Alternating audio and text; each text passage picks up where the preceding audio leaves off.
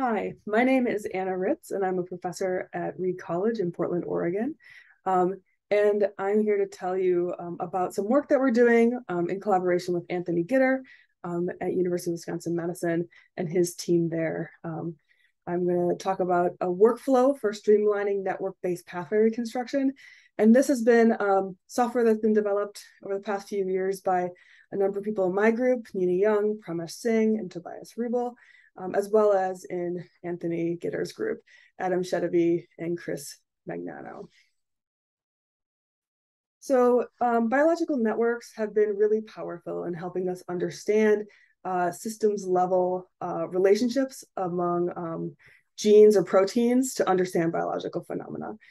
And there's a term that's been coined called pathway reconstruction that is a really general idea. And what it is if you have a set of genes or proteins of interest, say this is from differential gene expression or protein expression or GWAS data, pathway reconstruction aims to connect these genes or proteins within a much larger background interaction network.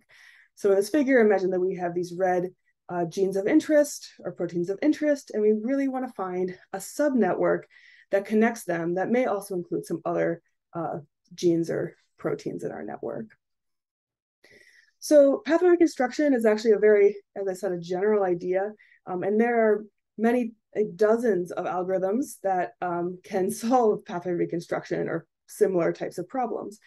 However, they haven't been very widely adopted. That is because in part, each new pathway reconstruction method is pretty specific to the problem that it's trying to solve or the inputs that it requires or the dependencies.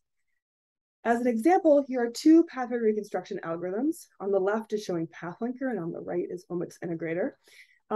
And this just shows you the different dependencies that these two methods have, the different parameters and how we set those parameters between the two methods.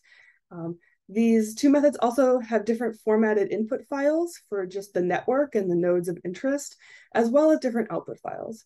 And so even though both of these algorithms try to identify a subnetwork from a much larger interactome based on a set of nodes of interest, they do it in very different ways. And it's difficult to be able to run these two methods as well as other methods kind of on a single data set just to get a sense of what these algorithms are doing without a lot of specialization. So motivated by this idea, what we did was we designed a framework to try to make accessing and running these methods easier and kind of in a more universal way. So SPRAS, which stands for Signaling Pathway Reconstruction Analysis Streamliner, is a piece of software that we're building that takes a universal input format. So there's a kind of a standardized format for networks and nodes of interest, as well as a configuration file that in one file describes all the data sets, all the methods, and all the parameters that you want to run. We use SnakeMake to build a workflow that can run all of these methods and parameter settings and data sets at once.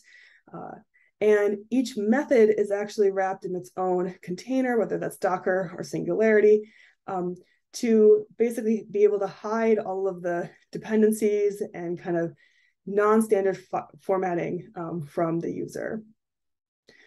So once these methods are run, the SPRAS outputs this universal output format, as well as some downstream analysis and visualization. So here's an example configuration file on the left that shows a workflow that's running two algorithms, PathLinker and omics integrator, on different parameter settings, and also is going to apply one data set to these, run one data set on these algorithms, and that's a data set that's related to EGF signaling and EGFR signaling. On the right, SnakeMake will generate the workflow, which is a directed acyclic graph that describes all the things that have to happen in order to be able to generate all of the output files that we expect to see. So if you run this SnakeMake workflow on a config file like this, or kind of similar to this, we can get multiple pathway reconstruction, multiple subnetworks that represent different pathway reconstructions. And here are 4 examples.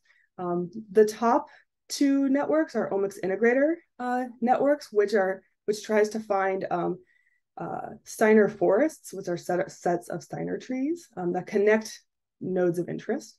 And on the bottom is a method called PathLinker that returns the K shortest path between EGF, in this case, the red node, and a bunch of downstream targets.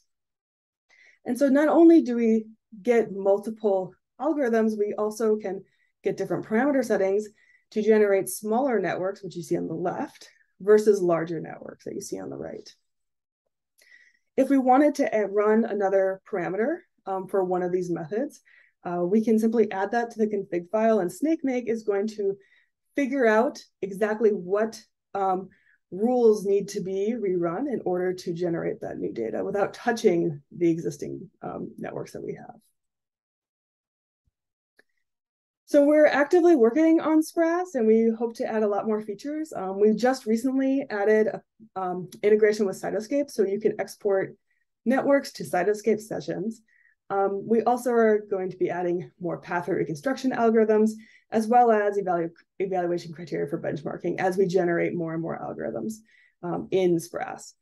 We're really excited to collaborate with anyone. So if you want to contribute, or if you have any questions, either email me or Tony, check out our GitHub repo, or stop by our poster. Thanks.